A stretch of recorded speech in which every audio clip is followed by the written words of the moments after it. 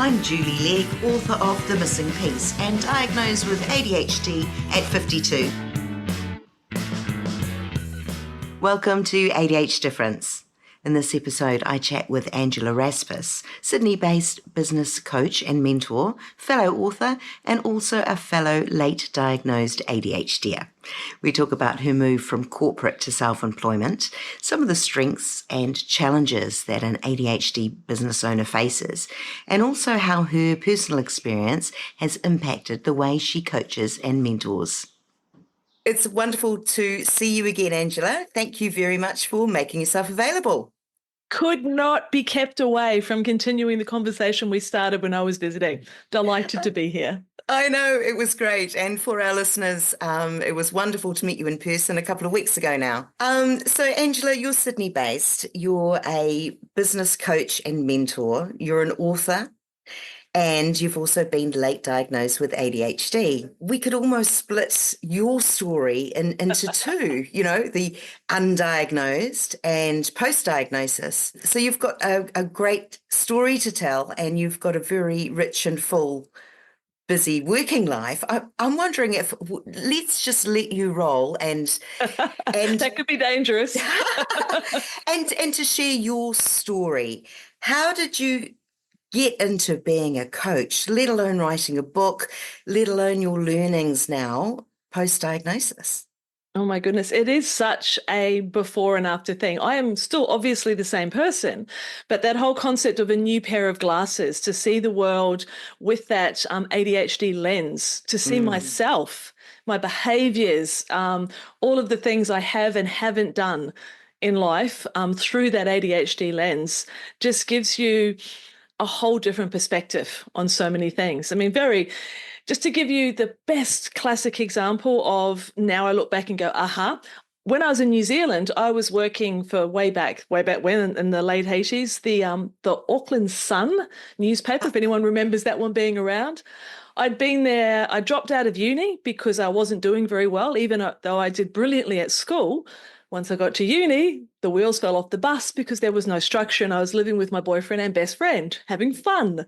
So I took that internalized that I was actually dumb and stupid, etc. Because, surely I should have been able to do well at uni. I was working at the Sun to get some money for to try again the next year. And one of my colleagues said, "Do you want to go to Sydney?" And I went, "Why?" And she said, "Well, why not?" And I went, "Checks out. How long for?" "I don't know. Let's see." And I went, "Okay." And 3 weeks later, I was in Sydney with a suitcase and I think about $600. And that was it. Things just happened from there. And looking back through the lens, the impulsivity, the lack of thinking about anything, the follow through was all evident there. And that just makes me laugh now because at the time I didn't understand that. Plus there was another piece, there was addiction going on, which I now know is also a part of undiagnosed, untreated ADHD. So I have, I guess, more self-compassion for a lot of the things that I did, understanding what was driving them or not driving them at the time. So life continued over here. I was in corporate land for a while. I got married. And then once I went to go back to work in corporate land, when you've got 2 kids by that stage, plus bonus boys, because I always had stepchildren, corporate world 25 years ago was not that conducive to the flexibility needed. I also look back at corporate land and now understand why I would fight to stay awake in meetings. Long boardroom meetings, and I literally would have to slap myself and pinch myself because there was just not enough stimulation.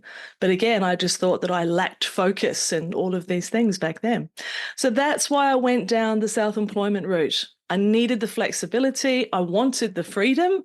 I chafed against the restraints, and now I sort of know why. So that started back in 2003 and went forward from there. I could keep going, but I shall hand back to you for a moment.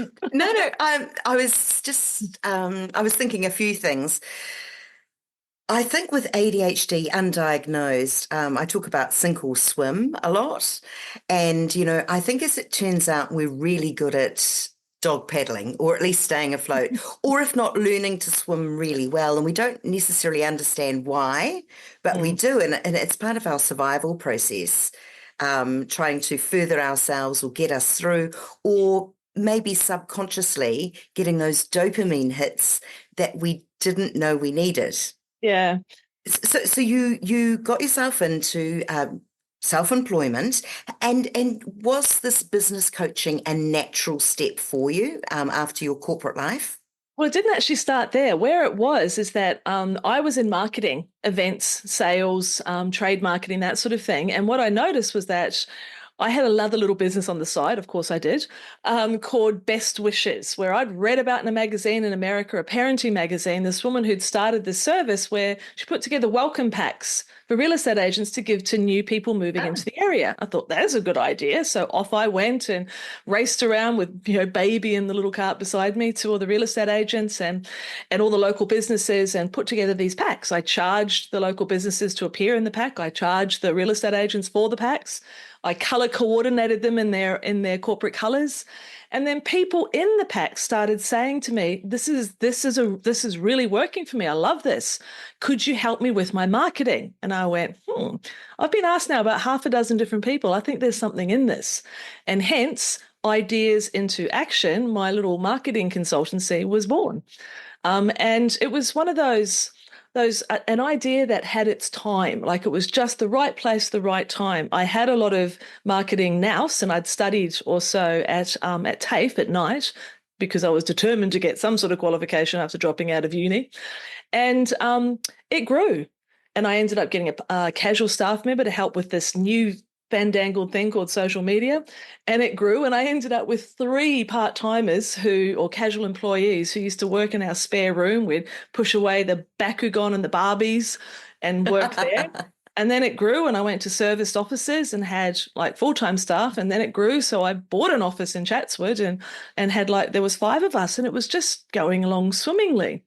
But there is something that I've learned along the way, which is just because you can, it doesn't mean you should. And even though I had grown a business that was using my skills, I hadn't grown a bit. I never paused and gone, is this what I actually want? It was just, well, of course you want to grow, don't you? And you want to get bigger and la, la, la. And I bought into that dynamic, but it didn't suit me because the bigger the business got, the more distance there was between me and the clients. And it's that one-on-one, the connection, the brainstorming, the connecting the dots, the spotting the opportunities, which I loved. And now I was more about paying the freaking bills and keeping the staff on track. And it was just killing me.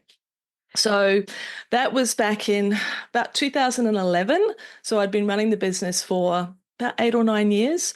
And my husband, I called it Your Next Chapter. My husband was undergoing his next chapter. He'd left corporate land and was consulting, and he was learning to sail. And he was way a fair bit doing that. But I picked him up one evening from the airport. He'd just done a sail to Lord Howe Island, and he was telling me about being out on the water and the freedom and the moon on the waves and la, la, la, la, la. And then he turned around to me and said, how was your week? And I just burst into tears because I don't think I could do this anymore because the contrast and the resentment was so strong. And he looked at me and said, then don't. And it was like, oh, actually, maybe I don't have to do it the way that everyone else says it should be done, that narrative that I'd sort of accepted. But it still took me a long time to let go and move from delivery of services like that through a team to just doing coaching and mentoring myself, because that disconnect between what you can do and what actually helps you thrive can often be very, very different. It's amazing. And so with your business coaching, which you still do, you wrote a book, which I think is so fascinating because it is Your Next Chapter, Ditch Your Doubt, Own Your Worth, and Builds the Business You Really Want, which sounds amazing. But you did this undiagnosed with ADHD. I did. And it's it's interesting looking back and seeing. I think what happens when you're diagnosed, and I think so many of us do this, we can look back then and we can see the things, the strategies, the tactics, the masking, the workarounds, the things that we needed to get in place to facilitate our particular style, but you didn't recognize them at the time. There's just the things that you did. And Yes. looking back now and reading my own book and going, that's why. That's why. That makes sense. So again, it's that lens that makes things different. Absolutely. But from an ADHD, you know, I thought the book sounded great because self-doubt is huge amongst us, and particularly with a lifetime of being undiagnosed and these incidents and accidents along the way. There's a lot of self-doubt creeps in, whether it's imposter syndrome in the corporate or a work environment, and doubting whether you've turned the oven off, to doubting whether someone misread your email the wrong way or took it the wrong way, and overthinking. There's a lot of things to self-doubt about. So so much. Yeah, so I can see how that was a very important topic to write about.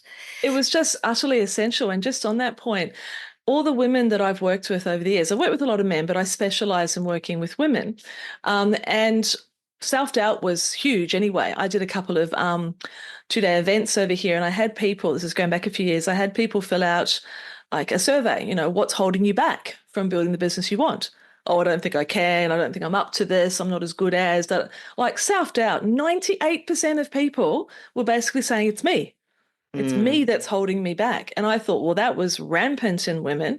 Then when I started talking to ADHD business owners, oh my goodness, it was even higher. And I could hear myself in their stories. Stories are so important. I'm a huge believer in, not literally, getting naked in public, being honest about what's going on, because when you hear that, oh, me too, that not aloneness, that identification, it lifts that veil of shame, which sits on us a lot, I believe. And it gives us that, I call it skylight thinking. It opens a skylight in your head and in your heart. And you think, wow, they've opened a door, I can step through it now, because you have a little bit more understanding of yourself. So yeah, self-doubt, rampant, but I didn't know about RSD. I didn't know about emotional dysregulation. I didn't know about all of that stuff. I just felt it and recognized it in other people as well, which is why helping people believe more in themselves has to sit right alongside business strategy. Because we could develop a brilliant strategy, but if you don't believe in the value that you create and gift to the world, it'll just fizzle and you won't move. That's what I believe. Oh, yeah, I agree. So how did you come about? What's your story with regards to getting an ADHD diagnosis? Because the late diagnosis doesn't surprise me. It happened to me. It's happened to thousands of others. Yeah. But what's your story, if you're okay to share that? Yeah, absolutely. It's pretty garden variety. My daughter, I'd been looking for solutions to her anxiety and tipping into depression for years. No one suggested she had ADHD.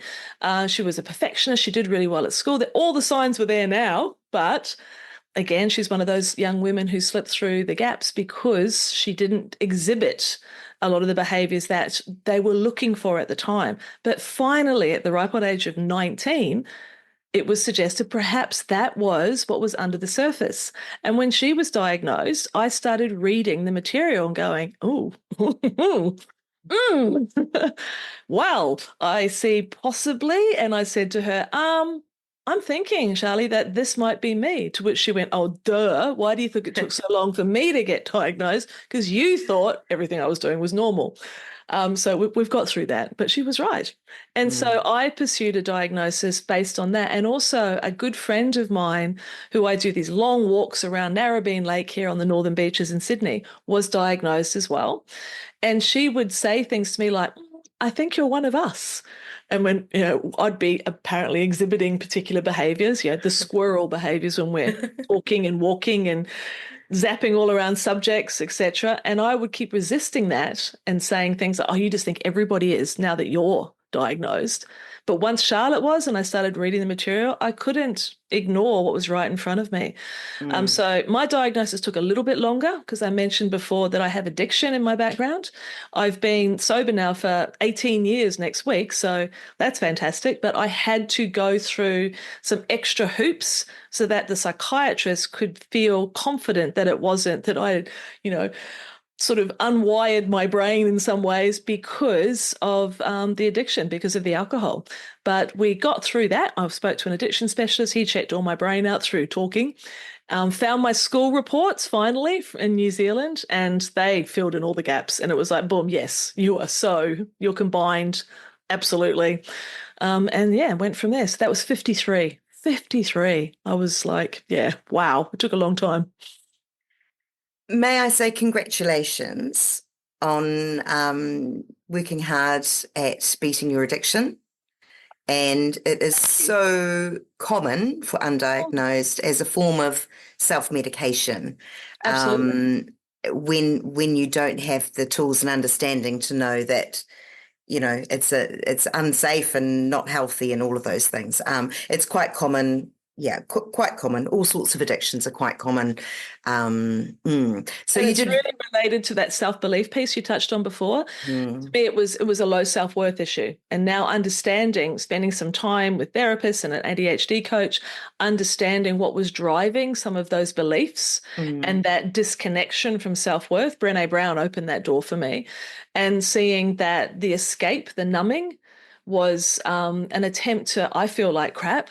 The messages I'm getting around the world quite often are crap, and therefore I internalize that a lot. And yeah, that's what the addiction helped me at the time get through. And yeah, my beautiful, beautiful narrative psychologist, which means someone who helps you look at your stories, actually gave me a huge gift when she did say to me, do you realize what an achievement it is to get and stay sober when you're undiagnosed and unmedicated? And I was like, no, I didn't realize. And that really, I think healed a little bit of those self-worth issues or lack of self-worth issues inside as well. That was really powerful. Incredible. Tell me, as self-employed, as you are doing the many things you currently are doing, what challenges can you identify that you have now, and how do you go about combating them? I know in a workplace environment, say back in your corporate land days, there'd be different triggers, and some of those will be alleviated now that you're working for yourself. But what little trip hazards, as I like to call them, what ADHD traits come up in your self-employed working life? Things that I'm noticing. Well, definitely the impulsivity and the rapid shifts. Because understanding now that I have an interest-based nervous system, not a importance-based nervous system, knowing that I thrive on challenge and novelty and things like that. I want to reinvent my business every 12 months at least. And my husband actually was like, so that's why you kept changing it up so often. So that the impatience that, well, I've done the thing, I want to see the results immediately.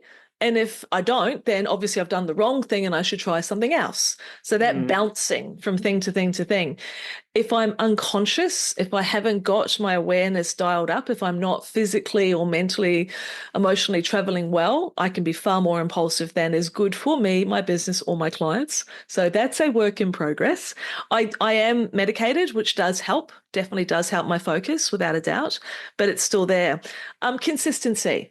Believing that there is a certain way that things should be done because that's what the sage on the stage of business world tells you it should be done this way. So trying to do consistent content creation, for example, thinking that things should take less time than they actually do for me because I'm not good yet at estimating time. Still not good at that. So starting to realize that you don't have to do it the way everyone says it needs to be done, but I can still fall into that trap of thinking that I should. Whenever I hear the words should in my own head, then I need to pause, take that as a trigger, pause and have a look at that because I don't. but I have got that narrative running from so many years of being self-employed that perhaps I should do it a certain way. That self-doubt and comparison is still there. Still there. So even though the self-worth wound, so to speak, has been healed, the scar tissue is still there. And so the comparison trap, looking what other people are doing, can take me off course. So we push our noses up against maybe the websites or the emails of people in the business world and assume that all sorts of amazing things are happening. But I've seen the back end of hundreds of businesses now, and I can hand on heart say, it's not always what you think it is. There is truths very well told. So that comparison trap is definitely still an 80. It's a human thing, but it is enhanced because of our for my understanding is that we can be more in that negative headspace if we're not careful. So that definitely happens. And our good old DMN, that default mode network, that leads me to overthinking because I can imagine hundreds of different ways something should be done. So I don't procrastinate. I'm pretty much the opposite, but then I will overthink what it is that I have done and think about how it can be improved. And I'll update my the homepage of my website 22 times in a month and things like that. So those overthinking can happen. And probably the last one is, it's explained to me that we are sprinters in a marathon world. And you cannot sprint a marathon, but I try, which means that I can get burnt out. And I need to be very aware of the ebbs and flow of my energy and make it okay to have a couple of full-on days and then have a break, right? I need to move to my pattern, not the advised pattern, because it's not going to work for me. So those are the sort of things that I notice. But there's lots of good stuff as well. I was going to say just that. Flip side. You did mention on your website, you talk about your ADHD superpower or parts of that. Can you talk about the upside, what you know works really well for you, and you can pat yourself on the back because that's something you're proud of? I'd love you to share your positives too. Yes, I like to balance the scales. Well, one of the things, and I understand this is about the divergent thinking, which is a part of many of us who have this differently wired brain, the ability to see the big picture, connect the dots, see the opportunities, notice things with a client's business that they can't see. And this ability, which people have said to me, that I can be very big picture and visionary, but I can go right down granular as well. I can, write a headline just as much as I can help them itemize a vision. And that ability to move so quickly between those two places, I love that about my brain. I love the fact that it just delivers ideas off the cuff so quickly. I love the speed with which it goes. It excites me. It energizes me. And so when I am typically in a workshop environment with a client and we're going for 5 or 6 hours with breaks and snacks, but I don't lose any energy. Like, I love the amount of energy and enthusiasm that I have. I love the curiosity that's a part of me, that desire to learn, but then to share. I love learning what I share. It really helps. So sharing what I learn, it really helps solidify, the lessons. I love the fact that I'm pretty resilient and adaptable. There's been a lot of proverbial hitting the fan in my life in the last 10 years when you've got 4 kids and all sorts of things going on. But I'm very resilient. I can get back up again. And I think that's incredibly useful in business, because so often the thing that you think is going to work will not work. And that doesn't mean that you're a failure. It just means that there may be a better way of doing that thing. And so being able to get back up again is a huge part. And empathy. Like I'll say we, I know I'm talking about me, but I believe it's a we have beautiful, profound empathy and the ability to really put ourselves in someone else's shoes and really listen. I know I might interrupt a lot because so much I've got to tell people, but I really hear people and I really see them and feel them. And that to me is so important. To me, a business heart, you need a sense of contribution. So you're doing something meaningful. You need a sense of fulfillment, so you feel fueled and sustained by it. And you need good financial reward for the value that you create. But you can't just do it for the money. It feels Mm. empty. Like we have big emotions. And I love the fact that we do because, you're going to love me or you're going to not want to work with me at all. Either way is fine. I believe in polarized to mesmerize, and I'm good with that. So lots and lots of positives. So I like who I am today. I couldn't always say that. Oh, that's wonderful. And so you should, like you are today. You have a lot of energy, and as you said, with this blue sky thinking and all the other cliches that I can think of. What else can I throw in there? But you know what I mean. It sounds brilliant.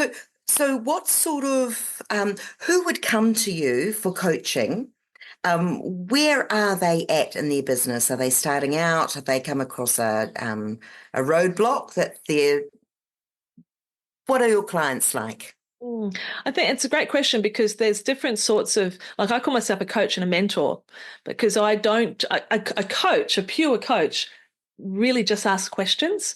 But because of the fact that I've been running businesses for 20 years and I'm actually a co-director and sailing businesses with my husband as well, I've seen a lot. So I'm not afraid to consult, to mentor, to give advice, to let people know what I think, to help them articulate things. So I'm a real mix. So where I work best, where I can add the best value, is someone who has a business.